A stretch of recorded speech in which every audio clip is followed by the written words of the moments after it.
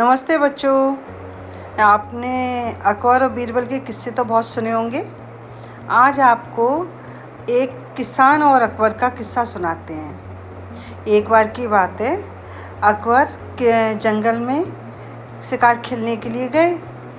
लौटते समय उन्हें बहुत देर हो गई, तो भूख लगने लगी। तो उन्होंने आसपास देखा, एक खेत दिखाई दिया, तो उस खेत की तरफ चले। वहाँ किसान था, तो कहा कि मुझे भूख लगी है, कुछ खाने पीने को तो दे दो। तो किसान बोला, जी महाराज आप बैठिए, मैं आपके लिए कुछ लेके आता हूँ। तो उसका खेत था जहाँ, उसमें गन्ने थे, ईख। तो उसने ईख तोड़ी और उसमें से रस निकाल के महाराज को दिया, और मक्के की रोटी बनाई थी वो खाने को दी।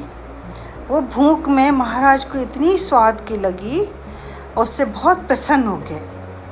बोले कि मेरा मन बहुत प्रसन्न है, तुम मांगो, क्या मांगते हो? मेरा मन है तुम्हें कुछ दूँ मैं। तो किसान बोला, महाराज वैसे तो मुझे किसी चीज़ की ज़रूरत नहीं है, लेकिन फिर भी अगर आप देना चाहते हैं तो जब समय आएगा तब मैं आपसे मांग लूँगा।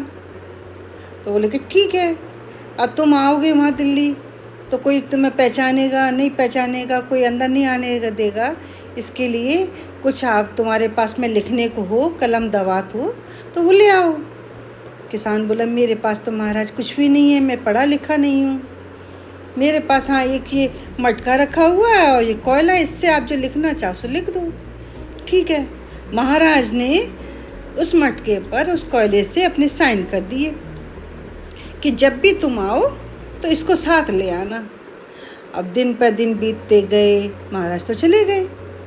अब एक बार किसान के उसमें खेत में बहुत सूखा पड़ा, कोई भी नाज नहीं हो पाया, तो बेचारा खाए क्या। ऐसे कई दिन बीत गए। तो किसान की पत्नी बोली कि तुम महाराज के पास जाओ, वहाँ पर कुछ सहायता लेके आओ वहाँ से। किसान बोला, नहीं भाग्यवान, मेरा बिल्कुल मन नहीं है ऐसे में किसी के सामने हाथ फैलाना, आज तक मैंने नहीं किया, तो कैसे महाराज के सामने मांगूं। बोले कि नहीं, आप जाओ, मेरे कहने से जाओ, आप मिल के आओ। महाराज को लगेगा तुम किसी परेशानी में हो तो वो तुम्हारे लिए कुछ न कुछ व्यवस्था अवश्य करेंगे। अब मन न होने के बाद भी किसान दिल्ली को चल दिया। वहाँ पहुँचा तो अकबर के यहाँ गया, तो वहाँ दरबानों ने घुसने नहीं दिया। तो उसने अकबर का साइन किया हुआ वहाँ घड़ा दिखाया। तब दरबान ने किसान को अंदर आने दिया। और वहाँ गया अंदर तो देखा अकबर, बादशाह अकबर थे भाई, वो अपने सिंहासन पे बैठे थे। किसान को ये नहीं पता था ये इतने बड़े वो बादशाह हैं। बोला, अरे अकबरिया, तू इतने ऊंचे आसन पे बैठा है और मैं तेरे से मिलने आया हूँ। अकबर बोला कि नहीं, बिल्कुल आप बैठो। उसको आसन दिया किसान को, अपने सिंहासन से उतर के आया, उससे मिला और बोला कि बताओ मैं तुम्हारी कैसे क्या सहायता कर सकता हूँ। किसान बोला, कुछ नहीं, मैं बस तुमसे मिलने आया हूँ।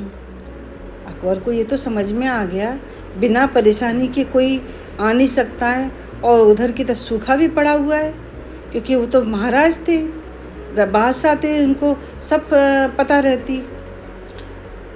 ठीक है, तो तुम बैठो, मैं आता हूँ। ठीक है महाराज। किसान बोला, आप आ जाओ। मुझे महाराज बोले कि मुझे थोड़ा सा काम है, मैं अभी बस। महाराज ने अपना आसन निकाला, उस पर बैठे और नमाज पढ़ी। किसान बोला, महाराज ये आप क्या कर रहे हैं? बोले कि महाराज बोले कि मैं खुदा की बंदगी कर रहा हूँ। जैसे आप भगवान से प्रार्थना करते हो, ऐसे मैं भगवान से अपने राज की खुशियाँ और सारी चीज़ें मांगता हूँ, उनसे उनकी प्रार्थना करता हूँ उनसे कि मेरे यहाँ किसी बात की कमी ना रहे। किसान बोला, महाराज आपको मांगना पड़ता है? मुझे तो मेरा भगवान बिना कही देता है, आपको आपका अल्लाह मांगने पर ही देता है, फिर मुझे आपसे कुछ नहीं लेना। और ऐसा कह के किसान वापस लौट चला। अकबर ने बहुत कहा उसको कि भाई कुछ तो बोलो, तुम्हें क्या चाहिए, कैसे मैं तुम्हारी सहायता कर सकता हूँ। किसान बोला, नहीं महाराज, अब तो मुझे मेरा भगवान ही देगा, आपसे मैं लेके क्या करूँगा, जब आपको मांगने पे ही आपका भगवान देता है। ऐसा कह के किसान चला आया। अब आया खाली हाथ देखकर उसकी पत्नी बोली, अरे तुम्हारे महाराज ने तुम्हारी कोई सहायता नहीं की। तो वो बोला, मैं क्या मांगूंगा महाराज से, जब उनको मांगने पर ही उनका भगवान देता है। मुझे तो मेरा भगवान बिना मांगे देता है, और मैं मांगूंगा नहीं, भगवान को जब देना होगा वो बिना मांगे देगा। ठीक है। दोनों पति पत्नी संतुष्ट होकर के भगवान पे भरोसा लगा के अपने दिन काटने लगे। अब एक दिन किसान नदी किनारे नहाने के लिए गया।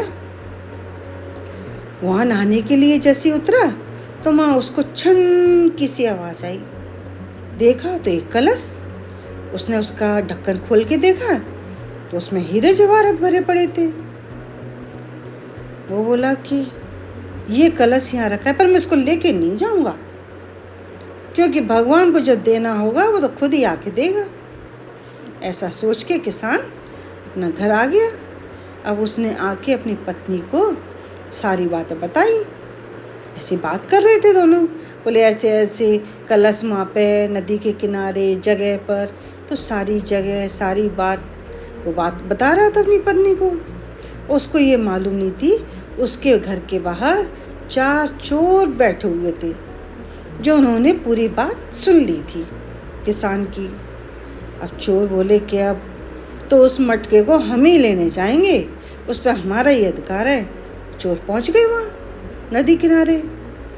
अब किसान से वहाँ एक गलती हो गई थी, वो कलश था ना, उसका ढक्कन थोड़ा सा खुला रह गया था। अब उसमें सांप जा कर के बैठ गया था।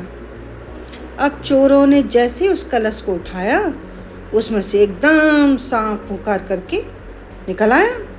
अरे चोर बोले कि लगता है किसान को पता चल गया था हम उसके बाहर, घर के बाहर थे, इसीलिए उसने इस मटके में झूठ बोलकर कि ये सांप बिच्छू छोड़ दिए हमें मारने के लिए।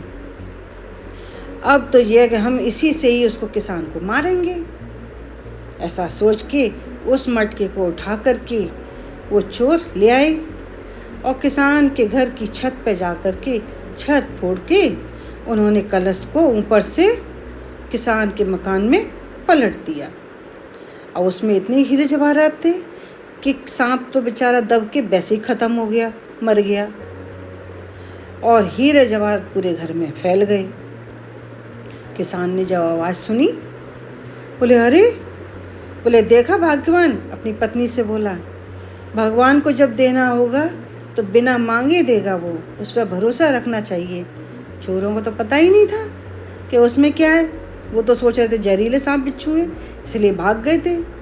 अब पूरे घर में हीरे जवाहरात फैले पड़े। किसान और किसान की पत्नी ने पूरे जवाहरात अपनी समेटे और रखे और अपने दिन काटने लगे उनसे। अपने खूब बढ़िया घर बनवा लिया, खूब ये था भगवान पर भरोसा करने का परिणाम।